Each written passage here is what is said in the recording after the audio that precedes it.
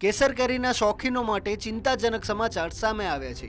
ગીરની કેસર કેરી પર ક્લાઇમેટ ચેન્જનું ગ્રહણ લાગ્યું છે। અમરેલી અને ગીર પંથકમાં આ વર્ષે કેસર કેરીની સિઝન મોડી પડવાની પૂરેપૂરી શક્યતાઓ છે।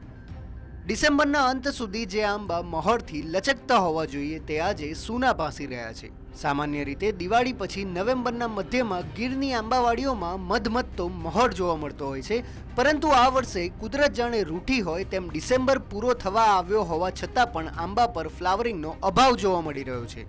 આંબાના ઝાડ પર જ્યાં મહોર હોવો જોઈએ ત્યાં માત્ર પાંદડા દેખાઈ રહ્યા છે। આ વિલંબ પાછળનું મુખ્ય કારણ છે ક્લાઇમેટ ચેન્જ અને પાછોતરો વરસાદ। ઓગસ્ટમાં વિદાય લેતો વરસાદ આ વખતે નવેમ્બર મહિના સુધી ચાલુ રહેતા આંબાનું રેસ્ટિંગ પીરિયડ સાયકલ ખોરવાઈ ગયું છે। જૂનાગઢ બાદ અમરેલી જિલ્લો કેસર કેરીનું હબ ગણાય છે, પણ બદલાયેલા ઋતુચક્રએ ખેડૂતોના મૂઢે આવેલો કોડિયો છીનવી લીધો હોય તેવી સ્થિતિ સર્જાઈ છે। 2.5 મહિનાનો આરામ ન મળતા આંબા કોરાઈ ગયા છે।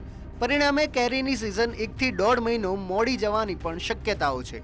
હવે જોવાનું એ રહે છે કે આગામી દિવસોમાં ઠંડીનું જોર વધે છે કે નહીં, કારણ કે જો હજુ પણ ફ્લાવરિંગ મોડું થશે તો ઉત્પાદનમાં મોટો ઘટાડો થઈ શકે છે।